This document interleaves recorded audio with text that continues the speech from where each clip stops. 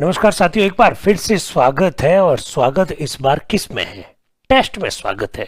और टेस्ट में हमेशा कहता हूं बेस्ट है, और हमेशा वो व्यक्ति ज़्यादा अच्छा परफॉर्म करता है जो निरंतर टेस्ट देता है, क्योंकि टेस्ट देने से आपकी प्रैक्टिस होती है। और ये 12वां टेस्ट आपके लिए हाजिर है। देखते हैं आज इन 12वें टेस्ट में आपके लिए कौन कौन से प्रश्न हैं, जरा देखिएगा।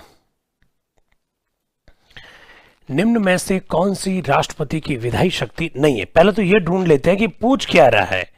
कौन सी विधायी शक्ति नहीं है? विधायी शक्ति नहीं है। लोकसभा में एक सदस्य को प्रोटेम स्पीकर के पद पर नियुक्त करना, बिल्कुल प्रोटेम स्पीकर पर नियुक्त करना बहुत जरूरी है। भारतीय संविधान का अनुच्छेद 99 ये कहता है कि राष्ट्रपति संसद के सदस्यों को शपथ दिलाएंगे, या वो जिसे अधिकृत करे वो व्यक्ति शपथ दिलाएंगे। तो ऐसी स्थिति में बिल्कुल प्रोटेम स्पीकर को नियुक्त करना जरूरी है। भले ही इस पद का उल्लेख कॉन्स्टिट्यूशन में नहीं हो, लेकिन राष्ट्रपति के बिहाफ पर वो लोकसभा के अन्य सदस्यों को शपथ दिलाने का काम करते हैं। राष्ट्रपति संसद में विशेष अभिभाषण देगा, बिल्कुल देगा। अनुच्छेद 87 आर्टिकल 87 में लिखा हुआ है, क्या लिखा हुआ है कि राष्ट्रपति संसद के सत्र में विशेष अभिभाषण देगा दो कंडीशन में। एक, लोकसभा चुनाव के ठीक बाद देगा, और दूसरा वर्ष के प्रथम सत्र। दोनों बातें लिखी हुई है, तो ये बात भी सही है। राष्ट्रपति को सहायता एवं सलाह देने हेतु एक मंत्रिपरिषद होती है, बिल्कुल होती है। भारतीय संविधान का अनुच्छेद 74 जो है, आर्टिकल 74 जो है, इस प्रकार की बात करता है। लेकिन ये तो उनकी कार्यपालिका संबंधी शक्तियों में आएगा, व्यवस्थापिका संबंधी शक्तियों में नहीं आएगा। तो ये पूछ रहा नहीं है, तो इस हिसाब से इस प्रश्न का आंसर क्या हुआ? सी, बिल्कुल। संविधान के अनुच्छेद 85 में क्या उल्लेखित है? यस, राष्ट्रपति संसद के सत्र बुलाते हैं, संसद के सत्र आहूत करते हैं, बिल्कुल बात सही है। एक, राष्ट्रपति लोकसभा को भंग कर सकता है, बिल्कुल कर सकता है। राष्ट्रपति लोकसभा को भंग बिल्कुल कर सकता है। राष्ट्रपति संसद में विशेष अभिभाषण देगा, बिल्कुल देगा। पर यह बात अनुच्छेद 87 में लिखी हुई है, and he is asking about article 85। तो 1 और 2 सही है भाई, 1 और 2, यानी एक बार फिर से इसका आंसर है सी। राष्ट्रपति संसद में विशेष अभिभाषण देते हैं, यह बात सही है, पर इसका उल्लेख अनुच्छेद 87 में है। राष्ट्रपति की व्यवस्थापिका शक्तियों के संदर्भ में निम्न कथनों पर विचार कीजिए। संविधान के अनुच्छेद 99 में उल्लेखित है कि संसद की सभी सदस्यों को राष्ट्रपति या उनके अधिकृत व्यक्ति द्वारा शपथ दिलाई जाएगी, बिल्कुल लिखा हुआ है। अनुच्छेद 99 में लिखा हुआ है राष्ट्रपति के बिहाफ पर लोकसभा में प्रोटेम स्पीकर शपथ दिलाते हैं, और जितने भी जो संसद के मनोनीत सदस्य हैं उनको राष्ट्रपति शपथ दिलाते हैं। और रही बात राज्यसभा के सदस्यों की, तो उनको शपथ दिलाने का काम सभापति करते हैं। तो पहला सेंटेंस तो सही है, और अपने को क्या करना है, कौन सा सत्य है निकालना है। बिल्कुल, राष्ट्रपति के अभिभाषण को मंत्रिपरिषद द्वारा तैयार किया जाता है। हाँ, राष्ट्रपति के अभिभाषण को मंत्रिपरिषद द्वारा तैयार किया जाता है, ये बात तो सही है। व्यवस्थापिका शक्तियों के संदर्भ में निम्न कथनों पर विचार कीजिए। राष्ट्रपति के अभिभाषण को मंत्रिपरिषद तैयार करती है, ये बात सही है, पर यह उनकी शक्ति थोड़ी है। ये इससे राष्ट्रपति का क्या मतलब है? राष्ट्रपति अभिभाषण देता है, ये बात सही है, लेकिन राष्ट्रपति का अभिभाषण मंत्रिपरिषद तैयार करती है, ये राष्ट्रपति की कोई शक्ति नहीं है। इसमें राष्ट्रपति की कहां बात है? ये तो एक्चुअली में मंत्रिपरिषद की शक्ति के बारे में बात कर रहा है। तो सत्य तो केवल भाई साहब एक ही है, इसलिए इसका सही आंसर है एक, केवल एक। राष्ट्रपति की कार्यपालिका संबंधी शक्तियों के संदर्भ में निम्न कथनों पर विचार कीजिए। Asking about the executive powers of the president. राष्ट्रपति दिल्ली, पुडुचेरी, अंडमान निकोबार द्वीप समूह तथा जम्मू कश्मीर के लिए उपराज्यपाल की नियुक्ति करते हैं। बिल्कुल दिल्ली के लिए करते हैं, पुडुचेरी के लिए करते हैं, अंडमान निकोबार द्वीप समूह में भी होता है, और जम्मू कश्मीर में भी उपराज्यपाल होता है। और लगा हाथ आपको यह भी मालूम होना चाहिए कि लद्दाख में भी उपराज्यपाल होता है। तो पहला स्टेटमेंट तो सही है। संविधान के अनुच्छेद 338 में राष्ट्रपति अनुसूचित जनजाति आयोग के अध्यक्ष, उपाध्यक्ष, सदस्य की नियुक्ति करते हैं। ये बात अनुच्छेद 338 में लिखी हुई नहीं है, ये बात अनुच्छेद 338 ए में लिखी हुई है, ये बात अनुच्छेद 338 ए में लिखी हुई है। इसलिए भाई साहब आपका स्टेटमेंट नंबर जो 2 है वो गलत है। अपने को क्या करना है, सत्य कथन को टालना है ना, सत्य कथन को टालना। अब देखिए अगर आपको मालूम है कि दूसरा कथन गलत है तो क्या आप आंसर ढूंढ सकते हो? ढूंढो तो जरा। दूसरा गलत है और अपने को सत्य ढूंढना है, तो इसका मतलब ये तो हो नहीं सकता, ये भी हो नहीं सकता, ये बात तो तय हो गई, ठीक। और आपको मालूम है कि पहला सही है, तो पहला सही है तो केवल 3 हो नहीं सकता, क्योंकि पहला भी सही है, तो 1 और 3, मतलब बिना आप तीसरे स्टेटमेंट को देखे हुए भी आंसर निकाल सकते हो बी। मेरी बात को समझे भाई। देखिए ये जो बी स्टेटमेंट है, जो 2 स्टेटमेंट है वो गलत है, क्योंकि 338 ए में लिखा हुआ नहीं, ये 338 की बात कर रहा था, ये गलत है। तो 2 इसमें लिखा हुआ था, ये गलत हो गया, 2 इसमें लिखा हुआ था, ये गलत हो गया। अब रहे सी और बी, बी और सी। आपको मालूम है पहला सही है, तो इसका मतलब आंसर बी है। तीसरा देखते हैं। अनुच्छेद 342 के तहत राष्ट्रपति किसी भी जाति को पिछड़ा वर्ग में शामिल करने हेतु अधिसूचना जारी करते हैं। बिल्कुल बात सही है, इसलिए इसका आंसर बी है। देखिए मैं एक बात बताता हूं आपको, ये मैं ABCD बताने के लिए आपके बीच नहीं आया हूं कि इसका आंसर ए है, इसका आंसर बी है। मैं ये बताने के लिए थोड़ी आया हूं, मैं ये बताने के लिए आया हूं हाउ टू टैकल, कैसे आंसर निकालें आप। तो इस तरह से आप आंसर निकाल सकते हैं। आप थोड़ा सा ध्यान रखना, इसका आंसर क्या हो गया, बी। राष्ट्रपति की कार्यपालिका संबंधी शक्तियों में, कार्यपालिका संबंधी शक्तियों में कौन सा कथन सही नहीं है, कौन सा कथन सही नहीं है? महान्यायवादी राष्ट्रपति के प्रसाद पर्यंत पद पर रहते हैं। बिल्कुल आर्टिकल 76 में ये लिखा हुआ है। अनुच्छेद 338 बी के तहत राष्ट्रीय पिछड़ा वर्ग आयोग के अध्यक्ष की नियुक्ति राष्ट्रपति करते हैं। बिल्कुल करते हैं साहब, 338 बी में उल्लेख है। और आप जानते भी हैं कि इसको हमने अभी हाल ही में जोड़ा था, 102वां संविधान संशोधन जो कि 2018 में हुआ। बिल्कुल एकदम बात सही है। तो पहला स्टेटमेंट सही है, दूसरा सही है, अपने को ढूंढना कौन सा सही नहीं है। संविधान के अनुच्छेद 239 के तहत राष्ट्रपति अनुसूचित जनजाति के कल्याण के लिए आयोग का गठन करेगा। बिल्कुल करेगा, पर यह अनुच्छेद 239 नहीं है, अनुच्छेद 239 नहीं है, यह अनुच्छेद 339 है। बिल्कुल आपको यह बात ध्यान रखनी पड़ेगी। 339 इसका आंसर है, इसका आंसर 339 है, इन्होंने 239 लिख दिया। तो प्रश्न पूछा कौन सा कथन सही नहीं है, तो सही नहीं है कौन सा हो गया, सी सही नहीं है। तो प्रश्न का आंसर क्या हो गया, सी। इसमें क्या लिखना है, 339 आना चाहिए, 239 नहीं आना चाहिए। ठीक है, अच्छा प्रश्न है वैसे। निम्न कथनों पर विचार कीजिए। सीएजी राष्ट्रपति के प्रसाद पर्यंत पद पर है, तो बिल्कुल गलत है। When we will discuss about the CAG, तब आपको वैसे ये वापस बताएंगे, लेकिन हम लोगों ने पहले से बात कर ली है राष्ट्रपति की कार्यपालिका संबंधी शक्तियों के बारे में। और कार्यपालिका संबंधी शक्तियों पर मैंने ये कहा कि सीएजी जो है राष्ट्रपति के प्रसाद पर्यंत पद पर नहीं रहता है। सीएजी को उसी विधि से हटाया जाता है जिस विधि से सुप्रीम कोर्ट के जज को हटाया जाता है। And if we are talking about the removal of the judges of the Supreme Court, then it should be very clear that there is no role of the president in the removal of the judges of the Supreme Court. There is no role of the president.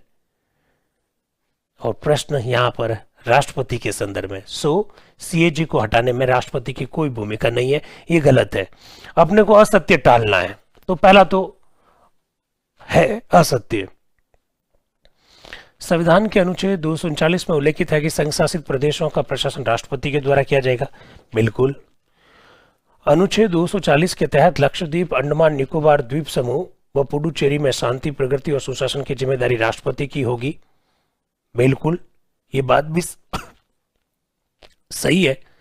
तो अपने को करना क्या है, ये बात भी सही है, तो अपने को क्या करना है, अपने को करना है कि कौन सा कथन गलत है। तो केवल एक गलत है, यानी आंसर हो गया सी, आंसर हो गया सी। अच्छा प्रश्न है, इसको भी थोड़ा आप ध्यान रखें। निम्न कथनों पर विचार कीजिए। राष्ट्रपति आर्थिक एवं शैक्षणिक दृष्टि से, अरे भैया आर्थिक नहीं, सामाजिक, सामाजिक एवं शैक्षणिक दृष्टि से पिछड़े लोगों का अध्ययन करने के लिए एक आयोग का गठन करता है। बिल्कुल ये स्टेटमेंट गलत है, यहां आर्थिक लिख दिया जबकि होना चाहिए सामाजिक। संविधान के अनुच्छेद 239A(b) में उल्लेखित है कि दिल्ली के मुख्यमंत्री की नियुक्ति राष्ट्रपति के द्वारा की जाएगी। अब देखिए ये जो स्टेटमेंट है, इस स्टेटमेंट पर थोड़ा सा आपको प्रॉब्लम हो सकती है और आपने हो सकता है कि इसको गलत भी कर लिया हो, सही कर लिया हो, मुझे मालूम नहीं है, क्योंकि ये हम लोग जब चर्चा कर रहे थे उस समय ये थोड़ा सा गलत लिखवा दिया था मैंने, इसलिए सवाल जब दिया था तो उसका उद्देश्य भी यही था कि आप इसको सही कर ले। तो आपको शायद डबल ए लिखवा दिया था, तो ये बात ए बी में लिखी हुई नहीं है, ये एक्चुअली में ए बी में लिखी हुई नहीं है, ये डबल ए में ही लिखी हुई है, ये बात आपको मालूम होनी चाहिए। 239 डबल ए में ही लिखी हुई है, और जब क्लास में हम लोगों ने लिखा था तो ए बी लिख दिया था, तो इससे थोड़ा सा करेक्शन जरूर कर लेना, इसे जरूर करेक्शन कर लेना, हालांकि मैंने आपको करेक्शन करवा भी दिया था। तो आर्टिकल 239 डबल ए में लिखा हुआ है कि दिल्ली के मुख्यमंत्री की नियुक्ति राष्ट्रपति के द्वारा की जाती है, और हमने लिख दिया ए बी। और प्रश्न जब दिया था तो हमने इसी उद्देश्य से दिया था कि जो गलती हो गई थी वो सुधारी कि नहीं सुधारी आपने। आर्टिकल 239 डबल ए में ये लिखा हुआ है कि chief minister of Delhi will be appointed by the president of the India, मैंने ये लिखवा दिया था 239A(b), तो आप इसको थोड़ा सा करेक्शन कर लीजिएगा, मैंने हालांकि बता भी दिया था आपको, तो ये थोड़ा ध्यान रखना, प्रश्न देने का उद्देश्य यही था, इसलिए ये स्टेटमेंट गलत है। तो पहला भी गलत है, दूसरा भी गलत है, तो आपने से पूछा क्या कौन सा सही है, कौन सा सही है, तो इसमें से कोई सही नहीं है, इसलिए प्रश्न का आंसर क्या है, डी है। ना तो एक सही है और ना ही दो सही है। सामाजिक एवं शैक्षणिक दृष्टि से पिछड़े, बिल्कुल लिख दिया आर्थिक दृष्टि से पिछड़े, तो ये थोड़ा सा ध्यान रखिएगा। संविधान के कौन से अनुच्छेद के तहत राष्ट्रपति किसी भी जाति को अनुसूचित जाति में शामिल करने के संदर्भ में अधिसूचना जारी करता है? देखिए अनुच्छेद 338 national commission for schedule caste है, ठीक, जो कि एक अध्यक्ष, एक उपाध्यक्ष, 3 सदस्य होंगे, they will be appointed by the president of the India by warrant. 338B national commission for backward class है, एक अध्यक्ष, एक उपाध्यक्ष, 3 सदस्य, they will appointed by the president of the India. 341 ये कहता है कि कोई भी जाति ऐसे में शामिल होगी, ये राष्ट्रपति तय करते हैं, अधिसूचना जारी करते हैं। और अनुच्छेद 342 ये कहता है कि कोई भी जाति एसटी में शामिल होगी, ये राष्ट्रपति तय करते हैं। तो प्रश्न पूछा गया अनुसूचित जनजाति के बारे में, तो प्रश्न के हिसाब से आंसर क्या हो गया, डी। और अगर ओबीसी होता तो 342A, 342A, ये थोड़ा सा आप ध्यान रखिएगा। निम्न में से कौन से संविधान संशोधन अधिनियम द्वारा राष्ट्रपति के लिए मंत्री परिषद की सलाह को मानना अनिवार्य किया गया? बिल्कुल 42वां संविधान संशोधन जब 1976 में हुआ, जो कि लागू 1977 में हुआ, उस अमेंडमेंट के द्वारा यह कहा गया कि राष्ट्रपति को मंत्री परिषद की सलाह माननी होगी।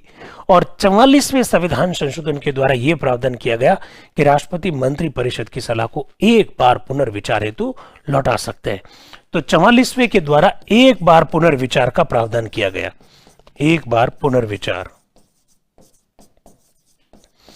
एक बार पुनर्विचार।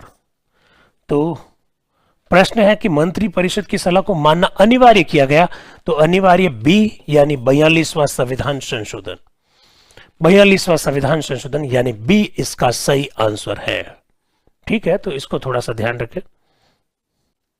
अगला प्रश्न क्या, जरा देखिएगा, अगला प्रश्न है, मैच कीजिए, और काफी बड़ा प्रश्न है यार ये तो, मतलब आप सोचिए जरा, इतना बड़ा विकल्प दिए हैं तो मैच करना पड़ेगा। जेबी यानी पॉकेट वीटो 1986, ज्ञानी जैल सिंह, कौन सा? ना स्वीकृति दी, ना स्वीकृति देने से इनकार किया। वो कौन सा बिल था? वो था इंडियन पोस्ट ऑफिस बिल साथियों।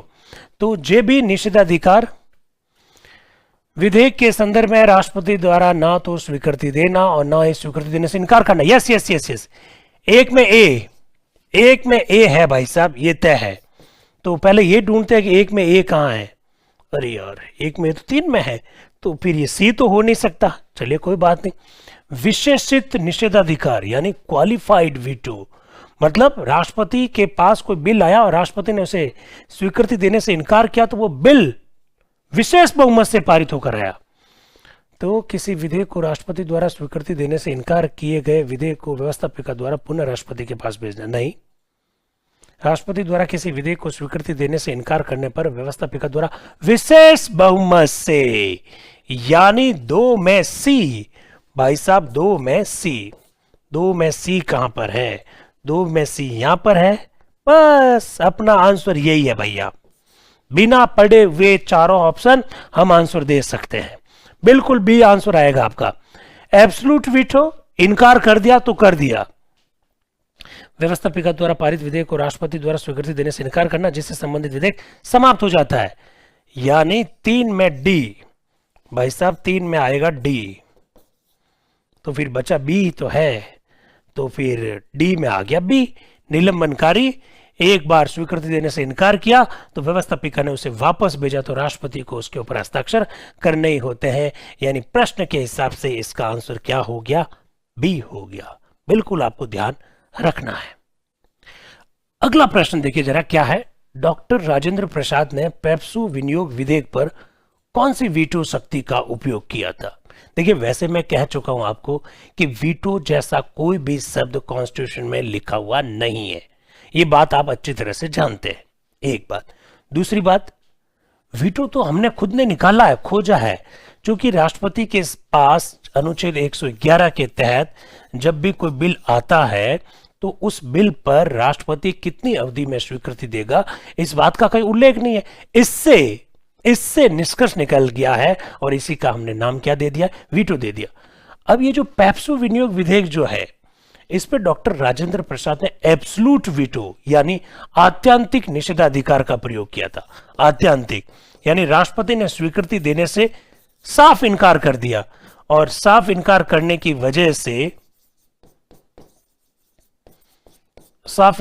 की वजह से वो विधेयक कभी कानून नहीं बन पाया। तो ये आत्यांतिक वीटो है, ये एब्सोल्यूट वीटो है। अंग्रेजी में क्या कहते हैं? Absolute veto. ये थोड़ा सा आप ध्यान रखिएगा। पॉकेट वीटो आप जानते हैं, राष्ट्रपति के पास जब भी कोई बिल आता है ना वो हाँ बोलते हैं ना वो मना करते हैं, तो उसे हम लोग पॉकेट वीटो कहेंगे। सस्पेंसिव वीटो यानी निलंबनकारी, सस्पेंसिव वीटो यानी निलंबनकारी, सस्पेंसिव वीटो यानी निलंबनकारी। इसका मतलब राष्ट्रपति के पास कोई बिल आता है, राष्ट्रपति ने उस पर स्वीकृति नहीं दी, एक बार पुनर्विचार के लिए लौटा दिया। अगर पुनर्विचार करके संसद या व्यवस्थापिका उस बिल को वापस भेजती है तो राष्ट्रपति को उस पर हस्ताक्षर करने होते हैं, उसे हम लोग क्या कहते हैं? Suspensive veto. ठीक है, तो अपना जो प्रश्न है उस प्रश्न का जो आंसर निकल गया है वो क्या है? बी यानी एब्सोल्यूट वीटो। निम्न में से कौन से संशोधन अधिनियम के द्वारा यह प्रावधान किया गया था कि संशोधन विधेयकों को राष्ट्रपति अनिवार्य रूप से स्वीकृति देगा? बिल्कुल, संशोधन विधेयकों को राष्ट्रपति अनिवार्य रूप से स्वीकृति देगा। 24वां संविधान संशोधन हुआ था, 1971 में हुआ था। इंदिरा जी उस समय देश की प्रधानमंत्री थी और भारतीय संविधान के अनुच्छेद 368 में यह प्रावधान किया गया था कि संविधान संशोधन विधेयकों को राष्ट्रपति अनिवार्य रूप से स्वीकृति देगा। इसका मतलब यह हुआ कि संविधान संशोधन विधेयक पुनर्विचार के लिए नहीं लौटाए जा सकते हैं, पुनर्विचार के लिए नहीं लौटाए जा सकते। 36वां संशोधन आप जानते हैं, ये भी सब इंदिरा जी के टाइम ही हो रहा है, 1975 में हुआ था और इसके तहत सिक्किम के लिए जो 2A नाम का अनुच्छेद जोड़कर जो एसोसिएट स्टेट जो बनाया था सिक्किम को, वो वाला जो दर्जा खत्म किया गया। 42वां संविधान संशोधन 1976 में हुआ, लागू 77 में हुआ। मूल कर्तव्य हो, चाहे नीति निर्देशक तत्व में 39A हो, चाहे 43A हो, चाहे 48A हो, जोड़े गए 48A जोड़े गए। मंत्री परिषद का परामर्श राष्ट्रपति के लिए मानना अनिवार्य किया गया, ये सब 42वां। 44वें के द्वारा मंत्री परिषद का परामर्श एक बार पुनर्विचार के लिए भेज सकते हैं, इस प्रकार के प्रावधान किए गए। तो अपना जो प्रश्न है उसके हिसाब से आंसर ए। निम्न कथनों पर विचार कीजिए। चलिए फिर क्या निकालना है, सत्य कौन सा है ये बताइए आप। तो लीजिए साहब, वर्ष 1986 में ज्ञानी जेल सिंह ने भारतीय डाकघर विधेयक पर जेबी निषेधा है, कोई बात नहीं, जेबी निषेधाधिकार शक्ति के तहत ना तो स्वीकृति दी और ना ही स्वीकृति देने से इनकार किया। देखिए, पॉकेट वीटो कोई शक्ति नहीं है राष्ट्रपति की, ये तो उभर कर आई है अनुच्छेद 111 में टाइम पीरियड लिखे हुए ना होने की वजह से। बिल्कुल पॉकेट वीटो का एकमात्र उदाहरण 1986 आता है, और जब इंडियन पोस्ट ऑफिस बिल पर उन्होंने इस प्रकार के पावर का यूज किया। तो ये बात तो पहले तो सही है। 44वें संशोधन अधिनियम के द्वारा यह प्रावधान किया गया कि राष्ट्रपति मंत्री परिषद के परामर्श को एक बार पुनर्विचार हेतु लौटा सकते हैं।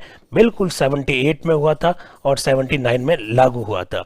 तो पहला भी सही है और दूसरा भी सही है, और अपने को सत्य बताना है तो ये सी हो गया। 1 और 2 दोनों सत्य हैं। बिल्कुल। राष्ट्रपति के अध्यादेश के संदर्भ में निम्न कथनों पर विचार कीजिए। अध्यादेश के बारे में ओके कर लेते हैं विचार। संविधान के अनुच्छेद 123 के तहत अध्यादेश जारी करना राष्ट्रपति की कार्यपालिका संबंधी शक्ति है। अनुच्छेद 123 के तहत अध्यादेश जारी करना राष्ट्रपति की कार्यपालिका नहीं, व्यवस्थापिका संबंधी शक्ति है, विधायी शक्ति है। और बिल्कुल इसका हेडिंग डाला हुआ है विधायी शक्ति, राष्ट्रपति की विधायी शक्ति। तो ये स्टेटमेंट तो आपका गलत है और आपको सत्य टालना है। इस बेस पर अपन आंसर निकाले क्या? एक आपको मालूम पड़ गया गलत है, गलत है, ठीक है। तो एक तो इसमें भी आता है, ये भी गलत, एक इसमें भी आता है, ये भी गलत। तो अपने को बी और सी में से अब आंसर निकालना है, ठीक है। अध्यादेश राष्ट्रपति की स्वविवेक शक्ति बिल्कुल गलत है, तो दो भी गलत है। लीजिए आंसर आपके सामने। तीसरा आपने देखा नहीं तो भी आंसर निकल गया। अध्यादेश संसद के दोबारा शुरू होने की तिथि से 6 सप्ताह के बाद निष्प्रभावी हो जाएगा। बिल्कुल सही बात है, तो इसका सही आंसर है सी। ऐसे ढूंढना पड़ेगा। अध्यादेश के संदर्भ में कौन सा कथन सही नहीं है? कौन सा कथन सही नहीं है? राष्ट्रपति अध्यादेश मंत्री परिषद के परामर्श पर जारी करते हैं। बिल्कुल, ये कोई राष्ट्रपति का स्वविवेक थोड़ी है। अध्यादेश जारी करने की अधिकतम अवधि 60 दिन और 6 सप्ताह हो सकते। बिल्कुल गलत बात है, बिल्कुल गलत बात है। राष्ट्रपति अध्यादेश को कभी भी वापस ले सकते। बिल्कुल ऐसा अनुच्छेद 123 में लिखा हुआ है कि राष्ट्रपति अपना अध्यादेश कभी भी वापस ले सकते हैं। तो अध्यादेश की जो अधिकतम जो अवधि है ये सही नहीं है। यहां अगर 6 महीने और 6 सप्ताह होता तो फिर भी मैं सही मान लेता, हालांकि अनुच्छेद 123 में लिखा हुआ है 6 सप्ताह, तो ये फिर भी सही माना जा सकता था। पर ये जो 60 दिन लिख दिया, इसलिए बी गलत है। और अपने से ये पूछा कि कौन सा सही नहीं है, तो बी इसमें सही नहीं है। निम्न में से कौन सी वीटो शक्ति के तहत राष्ट्रपति किसी विधेयक को संसद के पुनर्विचार हेतु लौटा सकते हैं? कौन सी वीटो शक्ति है? बिल्कुल suspensive veto. Suspensive veto, suspensive veto के तहत राष्ट्रपति किसी बिल को एक बार पुनर्विचार हेतु लौटा सकते हैं, और उसमें भी अगर वापस आता है तो राष्ट्रपति को उसके ऊपर हस्ताक्षर करने होते हैं। यहां पूछने का उद्देश्य एक बार का है, तो सस्पेंसिव वीटो होगा। पॉकेट वीटो, पॉकेट वीटो आप जानते हैं क्या होता है? ना स्वीकृति देना, ना स्वीकृति देने से इनकार करना। आत्यंतिक वीटो, एब्सोल्यूट वीटो, एब्सोल्यूट का मतलब जानते हैं आप, पूरी तरह से मना कर देना। विशेषित वीटो, क्वालिफाइड वीटो, यानी एक बार स्वीकृति देने से इनकार किया तो व्यवस्थापिका विशेष बहुमत से उस बिल को वापस भेजेगी। ये यूएसए में है, अमेरिका में है। ये भारत के राष्ट्रपति को प्राप्त नहीं है। बाकी भारत के राष्ट्रपति को तीनों वीटो है। तो इस प्रश्न का आंसर क्या हो गया? बी। बड़ा अच्छा प्रश्न है ये भी। राष्ट्रपति की विधायी शक्तियों के संदर्भ में निम्नलिखित कथनों पर विचार कीजिए। बिल्कुल विचार करते हैं। कौन सा कथन सत्य है ये पूछ रहा है। सत्य ढूंढना है तो सत्य तो ढूंढ लेते हैं, ये ढूंढना बड़ा आसान है। असत्य तो ढूंढा जा सकता है। राष्ट्रपति संसद के दोनों सदनों के सत्र को आहूत करना एवं सत्रावसान करता है।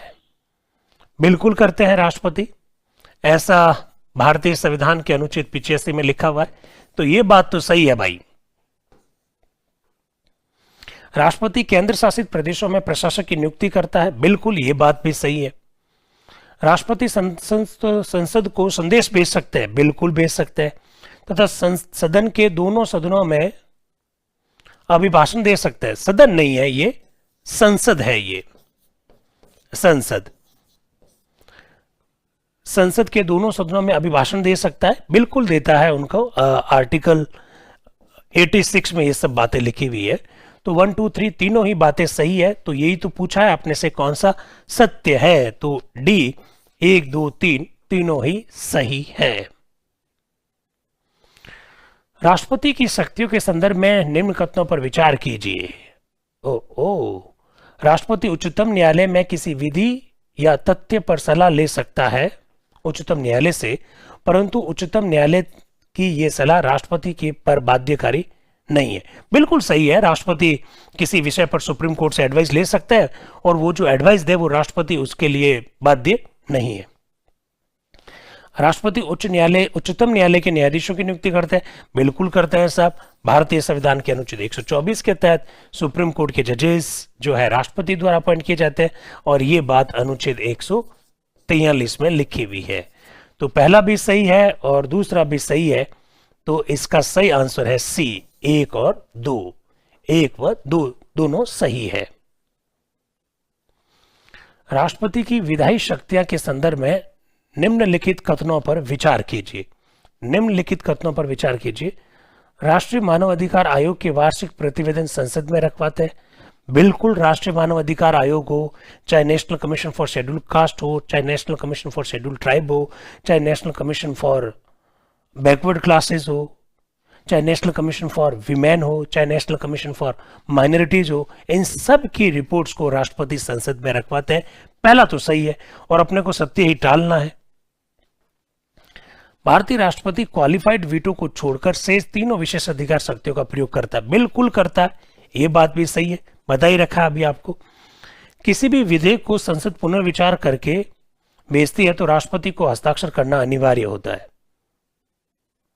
बिल्कुल है। अपने यहां पर जो सस्पेंसिव वीटो है जो बिल्कुल ऐसा ही है। राष्ट्रपति एक बार पुनर्विचार के लिए भेज सकता है। तो ये तीसरी बात भी सही है।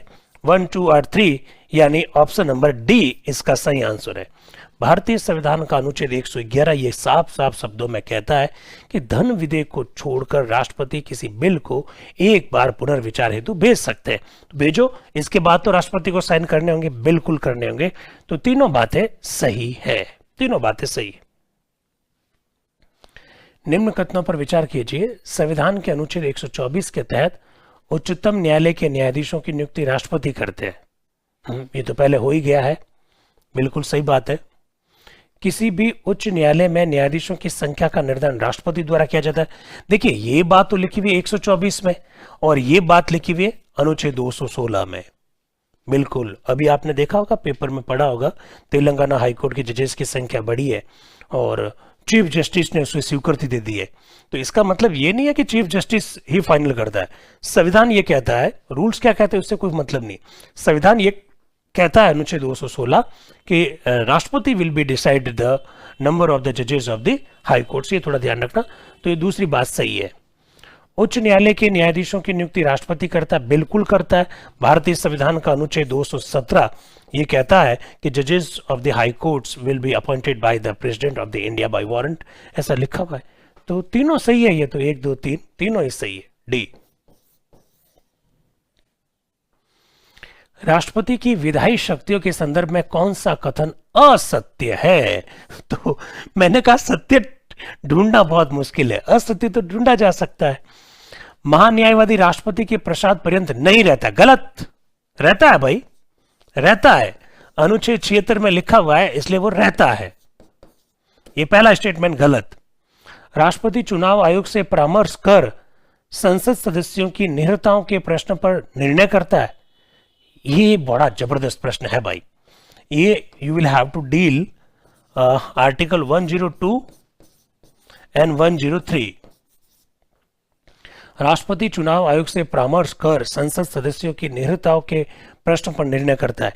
अनुच्छेद 102 में उन डिस्क्वालिफिकेशन का उल्लेख है जिसके आधार पर संसद के किसी मेंबर को डिस्क्वालिफाइड किया जा सकता है, और 103 में लिखा हुआ है कि इस संदर्भ में राष्ट्रपति चुनाव आयोग से परामर्श करके निर्णय लेगा।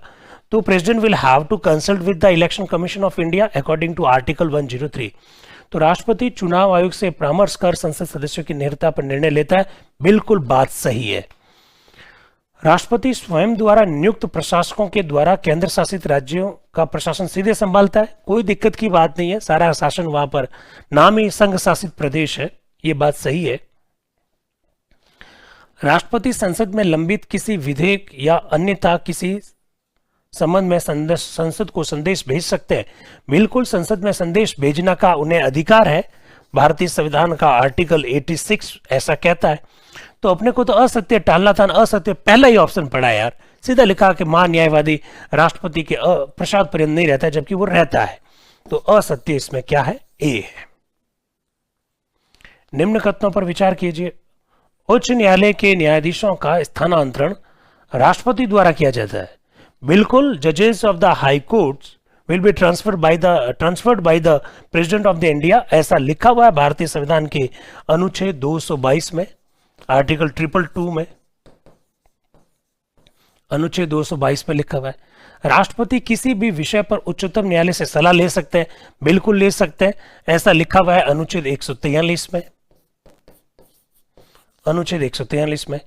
दया याचिका के संदर्भ में राष्ट्रपति द्वारा लिए गए निर्णय के विरुद्ध न्यायालय में अपील नहीं की जा सकती। ये तो गलत बात है। ऐसा कोई भी निर्णय नहीं है राष्ट्रपति का जिसके खिलाफ में आप कोर्ट में नहीं जा सकते हो। बिल्कुल ये बात गलत है। अनुच्छेद 72 के तहत दया याचिका लगती है और राष्ट्रपति ने जो भी निर्णय लिया है उसके खिलाफ बिल्कुल आप कोर्ट में अपील कर सकते हो। तो इसमें तो भाई 1 और 2 ही सही है। 1 और 2 आपका ऑप्शन नंबर ए, इसका आंसर है ऑप्शन नंबर ए। ठीक है, तीसरी गलत है। राष्ट्रपति की वित्तीय शक्तियों के संदर्भ में असत्य टालिए भैया, असत्य टालना है। धन विधेयक राष्ट्रपति की पूर्व अनुमति से लोकसभा में रखा जाता है। बिल्कुल, भारतीय संविधान का अनुच्छेद 117 की जो भाषा है उससे यही निष्कर्ष निकलता है, लोकसभा में रखा जाता है। ये सही बात है। भारत की आकस्मिकता निधि है, एक्चुअली में आकस्मिकता निधि राष्ट्रपति की स्वविवेक शक्ति। बिल्कुल गलत है। आर्टिकल 267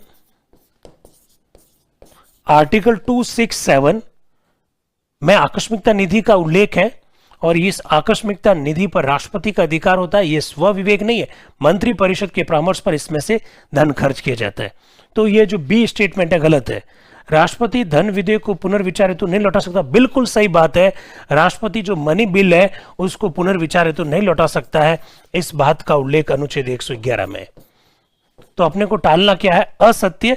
तो इसके हिसाब से आंसर क्या हो गया? बी। ठीक है, इसको थोड़ा सा ध्यान रखिएगा।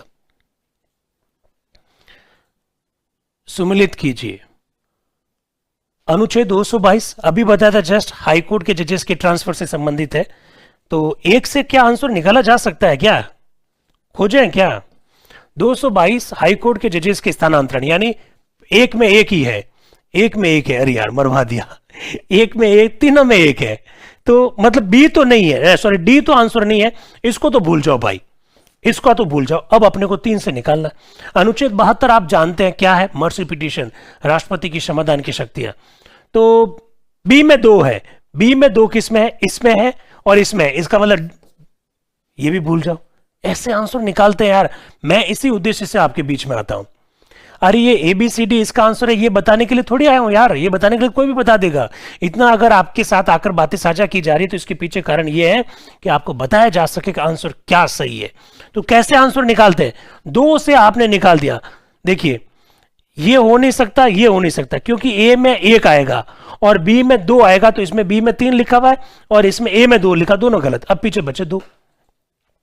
अनुच्छेद 143 उच्चतम न्यायालय से सलाह लेना, बिल्कुल सही बात है।